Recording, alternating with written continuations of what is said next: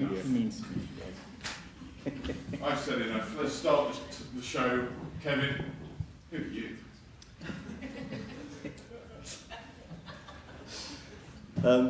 Kevin Day, CEO for Lensgauge, formerly known as HPD. Great, straight to the point. Thanks. Igor Zaks, co-founder and chief risk officer of 40Cs. Let's follow the supply chain. Yeah. Federico Jan-Bodmeier, chief partner officer from FCOM, Germany. And last but not least, Elliot Avison, CEO of Dartrace. So we kept it very short and sweet, just to give you plenty of time. absolutely. Set the tone. Yeah. Thanks for that. So let's start with the question. To win, we need to deliver from end to end. But where does that start? What does it mean? Your thoughts, Kevin? I did actually look at ChatGPT before the session, just to sort of brush up on all of this. You know. But I think it's all about really the business and the processes that we have to support. And in a way, when I look at receivables finance, invoice finance businesses, I always think it's like a lot of spinning plates because there's so many things going on at the same time, and you can't stop doing any of them. There are three things. There are always three things we have to abide by. One, we need efficiency. Secondly, we need to manage risk. And thirdly, we need to have a great customer experience for all the people out there using your wonderful services. So I think if you have those things in mind, I think all of those different processes need to be in motion to keep those plates spinning. That's what I think we all need to be focusing on. And it's great to see you all with our IT and platform providers. I'm a bit of a provider as well, because I'm the IT for the SocGen part, and we have to deliver. Elliot, what's your trick?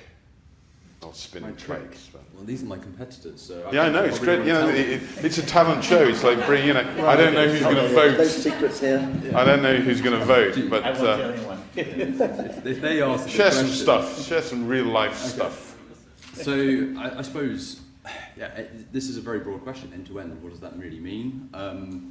I suppose we're quite biased. We provide what I like to think is an end-to-end solution, but actually over the last few years I've discovered that's not quite true. That's not the case. So the more things that customers want increases that chain.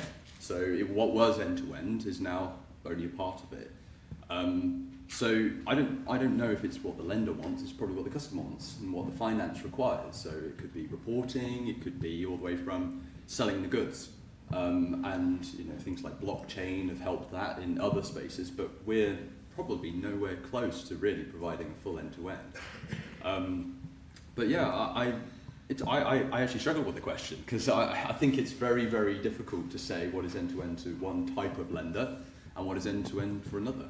Absolutely, and so we keep it client focused, whether you're close to their ERP or close to the banking risk and accounting.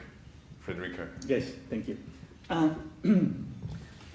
It was the other day when apart from working for FCOM, I'm a board member of a smaller German company that works in, how do you call that, in the water treatment plant industry. So these are projects. And one of the issues that we're facing right now is figuring out guarantees for financing a product that has a very long life cycle. And so starting from the beginning, meaning when does the project start? Is it in the design phase, etc.? So I would say, where does it start, where does it end? And as being an engineer with marketing background, I would say the whole product life cycle. Great. So meaning from the very early stage until the bitter end, and we're far away from it. Yeah. Or the sweet end. Where does it start and where do you finish? I mean, to me, we are in working capital space. And if we are in working capital space, there are cycles there, and there is something named order to cash cycle. So it's coming from order and up to the moment the cash is received. And what we need to do, we need to support it. And there are two parts of trade. There is a supplier, there is a buyer. So it means we start with something that is integrated with the supplier and allow supplier to go from the order to invoice and then to get cash. It's something that is supporting the buyer to manage their side of this process that is procure to pay. And we are in a business of supporting the companies. So we need to build into their process as opposed to say, okay, you know, we have some completely separate ones. So we want something that is closer integrated and help them to achieve their goals. Absolutely. When we talk about integrated solutions, it's all about delivery, value chain. I think in our space, at least what I talk to is corporate, retail, SMEs, and supply chain. I don't mix the three because there is a different value chain. And in the terms of, are we getting closer to deliver? We better be, because my business friends and colleagues are always saying, when? Make the budget, hit the budget, and make it happen. Make change, deliver. 50% run the bank, 50% change the bank. It's getting better than the previous comment. Thank you over there. That caught my attention. So this value chain, it's not just about migrations and implementations. The IT guys and girls and platforms and my team do that on a regular basis. But it's also buy or make. Do I buy or do I make? You buy. Absolutely. Nice and easy. Next question. From whom? Next question. But actually, though, seriously, I think now, of course you should buy, but I think actually now, I think there's a more of a hybrid opportunity. I think with open systems, open APIs, I think you can actually have a situation now where you can actually get the best of both worlds. And it might not just necessarily be working with one technology partner, that could be working with a combination of technology partners, it could be a combination of in-house, off-the-shelf, and sort of hybrid combinations. But I think we all have to be aware of the fact that, you know, we have to be flexible because you're all different. You know, vive la différence, comme on dit en français. So and I think we have to be responsible to actually listen to you, listen to your requirements, guide you to where we can.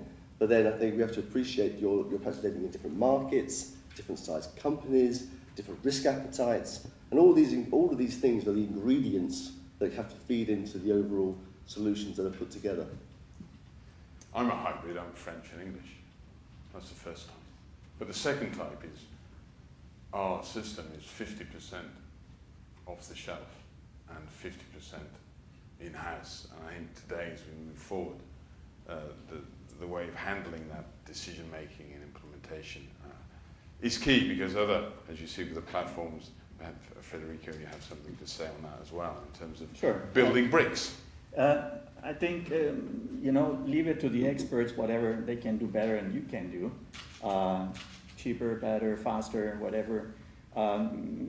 We know clients, I think, all over, from all of us, who had built their own thing, and you got to maintain them. It's one application for one customer, and we do one application for many. So I think whatever you can do better, leave it to the experts, and whatever you can't do, well, maybe you have to do it yourself, if that's very important for you.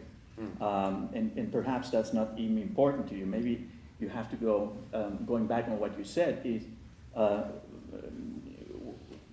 is the strategy of the organization, the right one? And have you been doing the same thing for many, many years, and therefore using the things that you're using, but the world is changing, the world is, and maybe you should adapt to the new reality. So structure follows strategy, meaning are you using the right structure for the strategy that you need to have?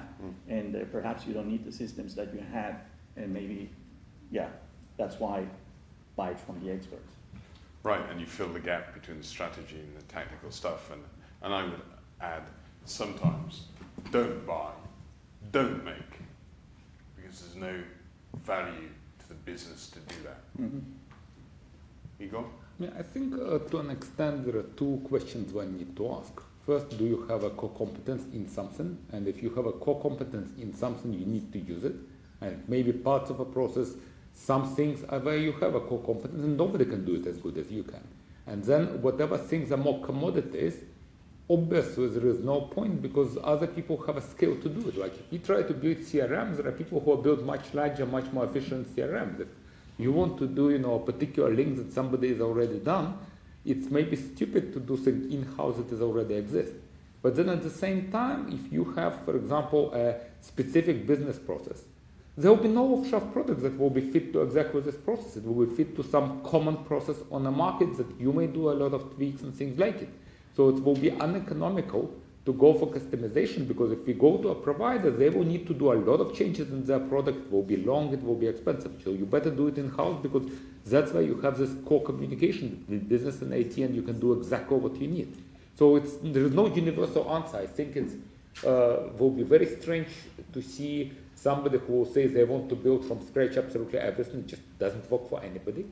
And at the same time, unless you are in a highly standardized business, you probably don't have an offshore solution that is serving all you need. So it's always this hybrid, as Kevin pointed. Keep it simple and also And straight to the value chain. I'm going to move on.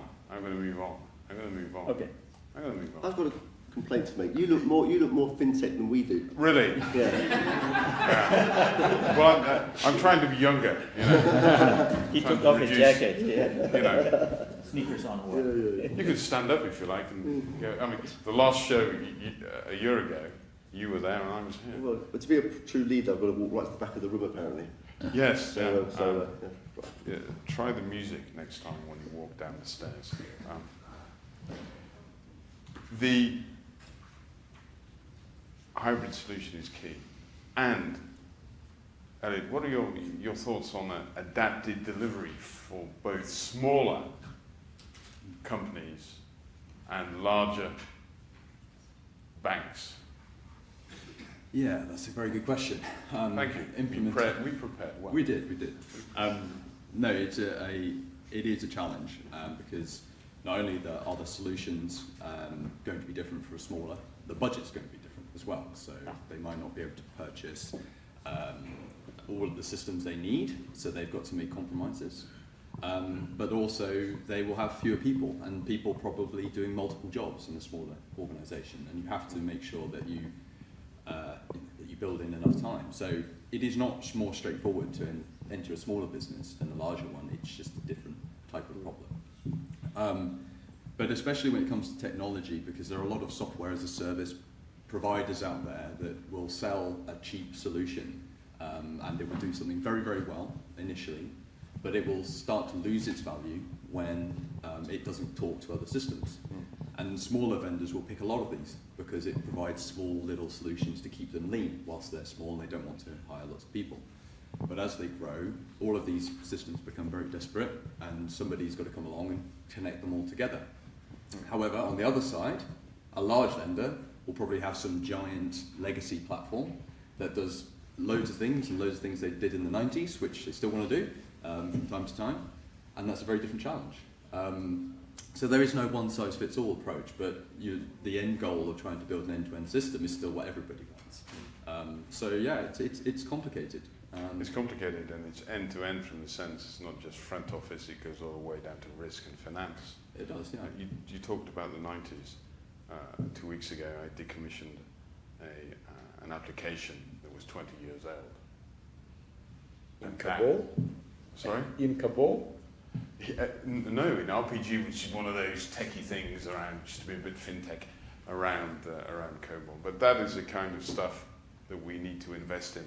You talk about cheap, I talk about value. I think for business we need to invest. It's not cost, it's investment, and it's return on investment in terms of value add. Thanks, Elliot. Delivery. Tough question. I get asked this, so I'm going to ask you guys as well. Do IT shops overpromise and under-deliver? Never. Is my roadmap your roadmap? Never. But I think, to turn the question around a little bit for a second, I'm not being defensive here, by the way, guys. Just, back me up there. But We'll try. I think something comes down also, I think, to the actual, the ask and the actual, the request in the first place. And I think that often the case, of course, at a high level, things can seem very, very general and very sort of easy.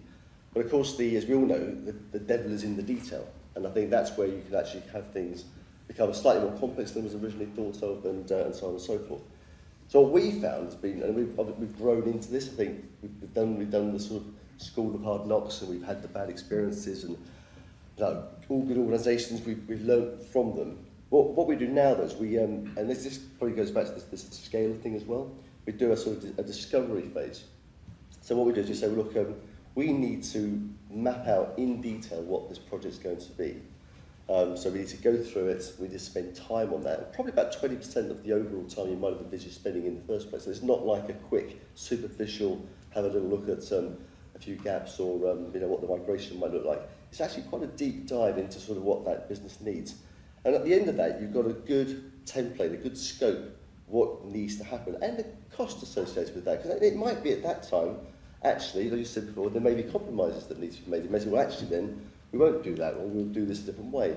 It allows then, that creates then a situation where you have a proper, almost like a contract, without going to formal contracts, but a real sort of level of trust between the actual customer and the supplier, be it internal IT or external IT or consultants, whatever, to say what exactly is going to be delivered with a plan and all the milestones, and I think that way you get to a much more satisfactory outcome.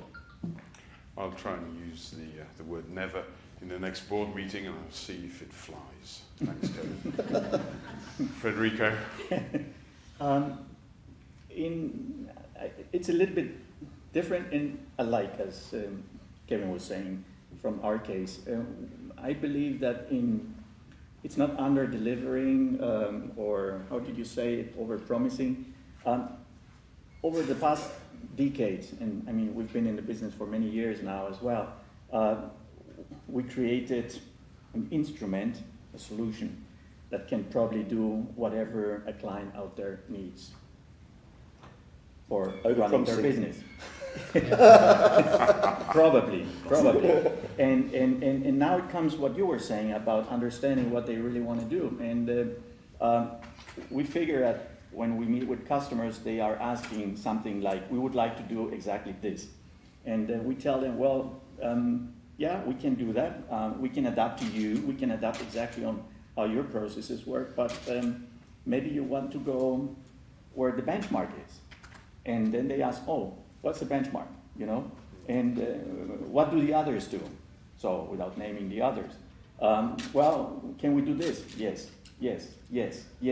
So what we're trying to do is help the clients to think about what their business case is all about and help them to get to where they should be. And therefore, not under-delivering or over-promising, but bring them to the realities. What can you do today? I mean, we're talking about AI and all these things, where you can do a lot of things.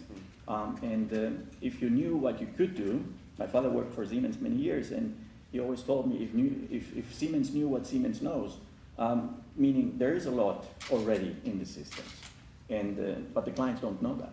So we have to tell them, maybe for that business that you want to run, you can do already all that. And maybe you can just, leave all the other stuff out because you won't need it.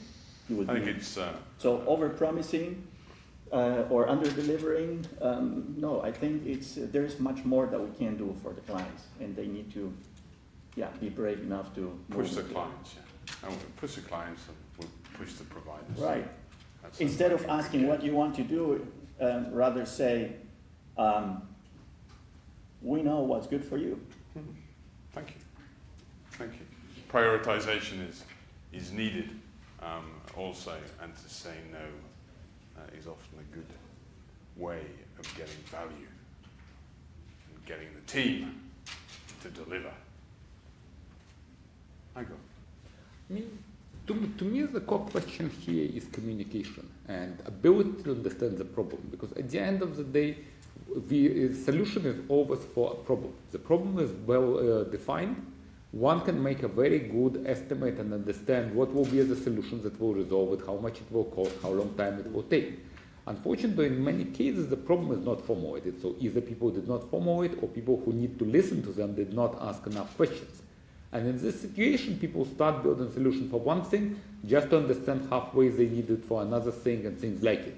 And for sure, if there is something like this happens, then you would have not even overpromise on delivery. You will have something that never can be estimated because you don't have idea what you are resolving, and then you will get some type of solution that probably not what will be expected. So it's always this initial communication and getting. That's why, for example, in our team we have people whose job is product management. They work between R&D team that is doing the product and the business team, and their main purpose is to make sure they understand exactly what is necessary to be done, and then guide the R&D team to make a right solution for the right problem. If this is not done one way or another, there is a big problem.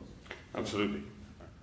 Transparency and communication, I think, is key when we're talking to the business with the same language. And confidence to raise a red flag and say, look, guys and girls, we need to take a decision. I thought I'd change sides to ask another question. What keeps you up at night? The mortgage, right? Yeah, that was a good answer. We heard that from John. Someone pitched my question. I thought, wow, next time we'll prepare 15 minutes before. What keeps you up at night, Elliot? Well, again, don't want to tell my competitors that. Right. There you are. No, what keeps me up at night? Competing priorities. Right. I suppose to the previous question is making sure we know what we're doing. We're trying to don't underestimate anything. Right.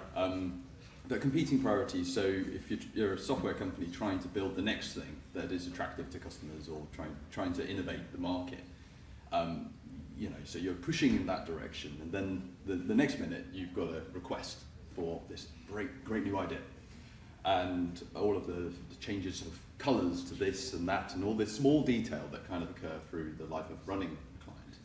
And you've got to make sure that you address those needs, and you've got to make sure that you're innovating. Making those decisions and trying to grow a company as well, and servicing customers, it's really challenging, because you can get very bogged down in the minutiae, and you can lose your pace with the innovation. And That's a lot of stuff. Do you actually sleep at night? No. Right. No. That was going to be my answer. No, Right. I don't sleep. What keeps me up? These conferences. Yeah. No, seriously. I sleep well, but there's one thing that we really have a big challenge, and that is finding young talents to keep with what we're doing. They're not easy to find. Actually, they don't exist. So you have to create them, actually. And this is something that keeps thinking: how can you build talent in your organization? How can you get them up to speed very fast? And we're trying to figure all sorts of things, and that's not easy.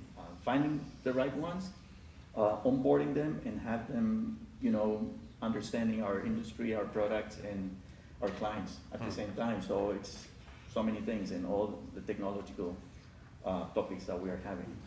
So talents. That's ticks the a thing. few boxes on my list. I often say that receivables finance is it's a morning game. It starts early in the morning, and it ends In the morning. if we can get the money out, we send about 320 million euros out of the door every afternoon at about 4 o'clock. So it's a bit too late to keep me up. Igor, what keeps you? We are not a software provider, we are like a platform, so we need to run Absolutely. a business. And if we run a business, we need to have things working in a concert. So there is an IT part, there is a legal part, there is a sales part, there is operation part. And every live in their own logic, and there are obviously things that need to be there. Now, what needs to happen and what keeps me awake at night is making sure everything works in a concept. That what we have in a platform supports the process, what we have in risk is not, completely opposite to what's necessary from a sales point of view, that we get everything working together, so all the main parameters that we need to do are balanced and working together in a very efficient way.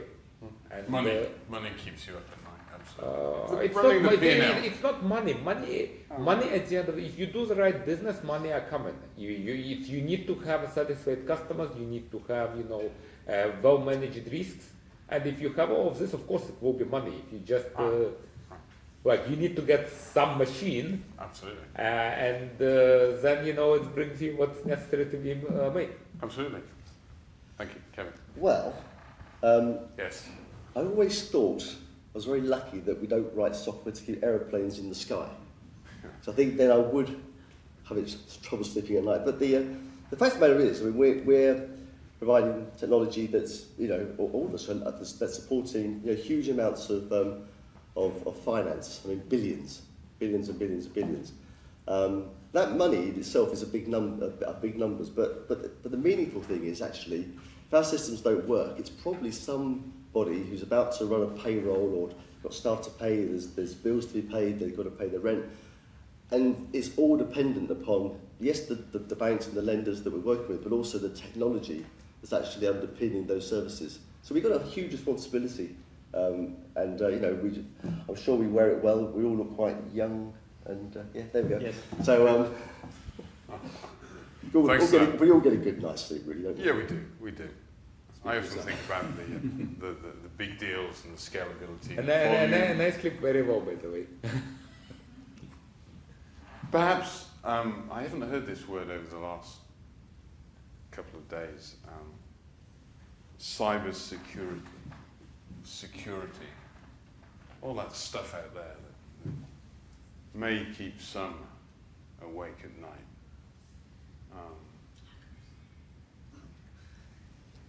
Who's going to take that one? I think Kyle put the slide up a few hours ago. 8 trillion, I think he posted. Is the threat in 2023? I think it's massive. And 8 trillion, so that's twice the amount of, a little bit more than twice the amount of our industry. So it's a big industry as well. So it's a big industry we're confronting, and I myself have been threatened as well by cyber attacks, and we see it all the time. And open your mobile phone, look at the mails that you get, and yes, our clients are asking for what are we doing in our symposia. We're going to have an expert in cybersecurity giving a speech about it, exactly about that topic, and we think it's going to be affecting all of us, our clients, us, and whoever is in our ecosystem. Well, I think it's the whole supply chain, isn't it? I think the EBA has recognised this with the DORA, Digital Operational Resilience Act, coming out. And that's going to put all of us, I mean, not just the lenders, the banks, but the technology providers, everybody that we work with as partners, under a lot of scrutiny. It's a bit like GDPR coming in, but to actually have businesses that are resilient. I think we all got through COVID and survived that. But actually now looking at sort of disaster situations with denial of service attacks or whatever could be really destabilising. And again, going back to the responsibility you have to get the money out the door to your customers. I mean, it's a real thing. Once it's out, it's Maybe out. One more comment about this, because I mean we all probably do stress tests on our systems so that they get attacked and whatsoever, so that you know where your weak points are. But one element is in cybersecurity is the weakest link. And who's the weakest link, or what is the weakest link? What Right. the weakest link is us and the human That's another TV show. interactivity with That's the another system, and that's the one that threatens most our systems and the business in the industry. Yeah. I'd also say to this is where, if in light of what we're discussing, end-to-end systems or hybrid systems, as software providers, this is our core focus, and as service providers as well, not just software providers, this is what we do every day. If a lender becomes a technology provider and security becomes a harder thing to manage, then it's yet another thing they have to worry about. Whereas this is what we do. And that's part of the service. Software as a service includes security. We worry for you. Yeah, That's right. exactly. And that is another argument against the build. And it's not that that's always going to be the argument, but it's going to become another layer on top. And if it's troubling us, keeping us at night, awake at night, then that's a big concern. And we can spend a lot of money and time and good resource on solving the problem, but it's again, we could solve it in one place for lots of lenders, whereas if everybody has their own systems, then they've got to solve it in dozens or hundreds of different places. That is I a real promote challenge. IT security by design, which Yep. means bringing the IT people up front as soon as the request or the idea or the innovation comes up, because it's easier to solve, I believe, up front rather than all of a sudden have the security officer doing a pitch saying red flag, red flag. Prevention better than cure. Yeah, quite. I mean, one thing to keep in mind here is again going to my question about core competence. So having, for example, a team that came from very much serious cybersecurity background and, having, investors who founded like a very large portion of cybersecurity companies in Israel, for example, when we are headquartered, we get in-house expertise allowing us to do it. But if you are, for example, a mid-sized bank, that's not your core competence. I mean, that's not what you do. So it really depends from a type of customer, because if people have this expertise in-house, they may do it, and they may do it even better. If they don't have it, it's far better to buy as opposed to build, because your ability to make mistakes is enormous. So it all depends. Yeah, great. Get the skill set on board and let's Buy have from the the experts. next Yeah. generation of security leaders here next time talking about that one. 10 minutes to go. Legacy. I often say legacy will not kill me. We can do a show on that one as well. Do fintechs have legacy? No. Or is it just Not yet. not yet? Right, next year? Well, everything is going to be legacy at some point, isn't it not? Yeah. And actually, We're not. I'm not. well, not yet. Not Not yet. yet. Not yet. No, Not I yet. think legacy is a necessary thing. And in fact, actually, to the previous question, cybersecurity, there are some platforms built a long, long time ago that were, by design, much more secure than modern systems. So in some respects, our drive to push away legacy is actually introducing a significant risk. And also immature technology is inherently less secure. And open source is potentially less secure as well. So in some respects, pushing for modernity is not always the best thing. Right. But legacy comes with business challenges and speed of development, speed of progress. And that's all about delivery as well, Yeah. because delivering the new functionality, don't forget to turn off the old stuff, because that requires investment as well. I would distinguish between 2 points, experience and legacy. Because experience is a human function. It's people who have experience, who've seen many things, who understand how things work and how they don't work. Legacy is something that is a footprint. It's like a fossil of somebody who was there 20 years ago, operated technology 20 years ago, and left a fossil in a stone.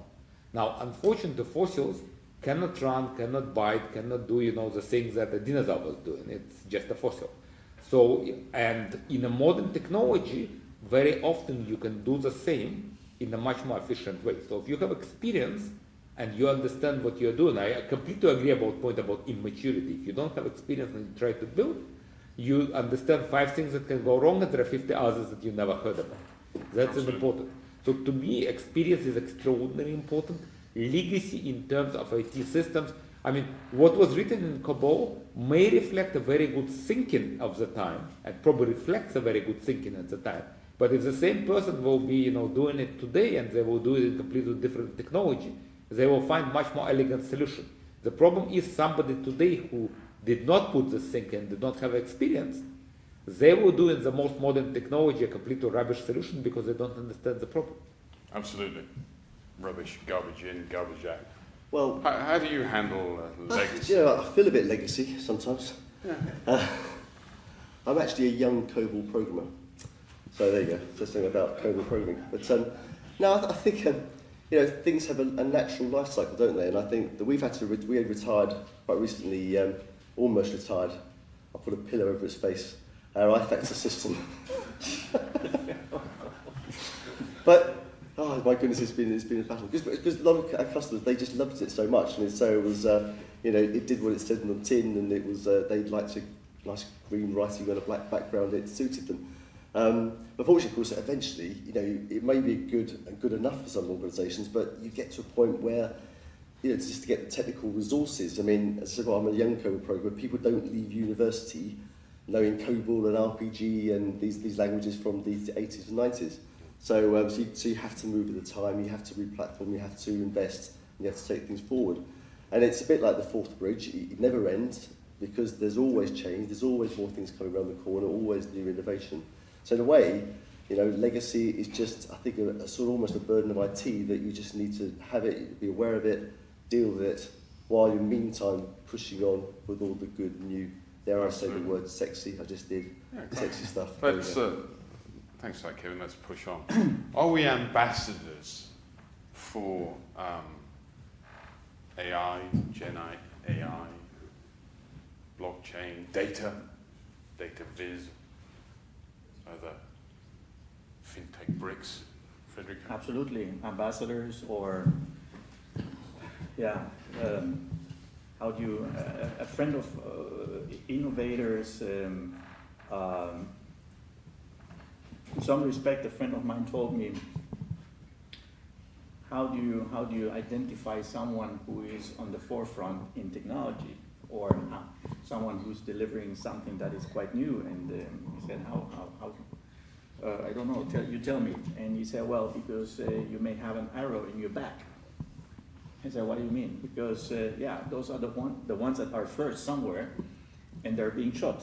And the next ones that are coming are going to profit or harvest from whatever you did. In some respect, that's true, because if I look in our company, we've been using AI for 10 years now. And we have an application that does use AI for matching invoices, open invoices with payments, and making it easier.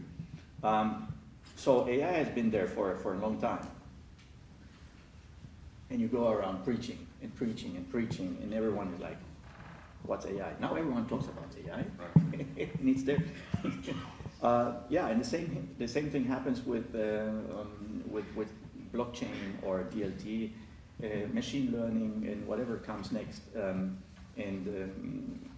I believe we're always at the forefront and delivering solutions already to our clients that have all that embedded. I mean, certainly we're using all of those. And yeah, we're ambassadors, we're preachers, and we have to be patient.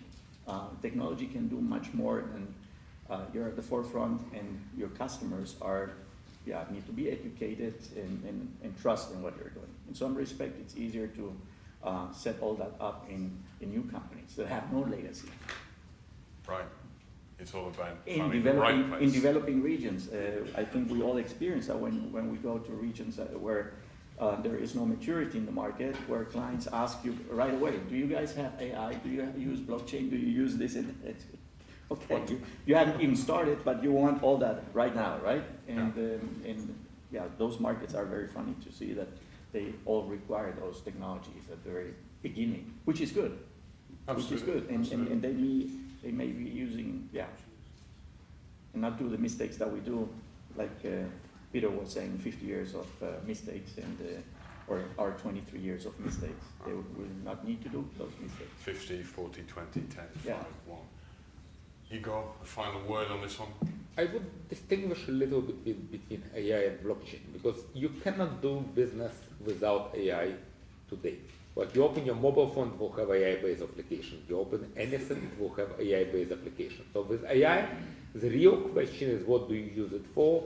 Do you use it to classify, some text and to read it? Do you use it to make some models? Do you use it to recognize OCR? But there is no company today that is not using AI. The question is, what do you use it for, and whether what you use it for is suitable for this type of solution, because it may not be. Maybe you overestimate the power, it may be underestimated, you don't use it, but not using AI is not a question today. Blockchain, to me, and I will be contradictory here, is a solution for a very niche problem, because blockchain was created to resolve one problem, and you have a community and there is not a single player you can trust. And then it's exactly the solution that was designed with a great mass behind it. If you do not have this situation, then it's not an efficient solution. It's not a good database, it's slow, it's inefficient in many, many different ways. So you really need to see whether you have a problem for which it's designed. If you have this problem, that's a great solution you apply. If you don't have this problem, don't use it just to put a nice label, because it doesn't serve any purpose. And I see a lot of people who use it when there is, you have communication between two parties, you are doing it on blockchain. Why? It's created with a multiplayer system with absence of trust. There is a wave design, and people just try to use it occasionally for no reason. So you really need to think. And so let's keep promoting. I'm going to move to the other side to wrap up. To wrap up on that one, because I think we have 30 seconds left, and a few questions. I always like questions, at least one anyway, I'm sure. Quick questions. Digital questions, slow questions, questions that have answers, I think, or not. Let's continue to improve the industry. Let's work together. Let's construct vision together. Let's influence. It's 4:45. I'm going to get my train. Thank you. To the panel, please stand up.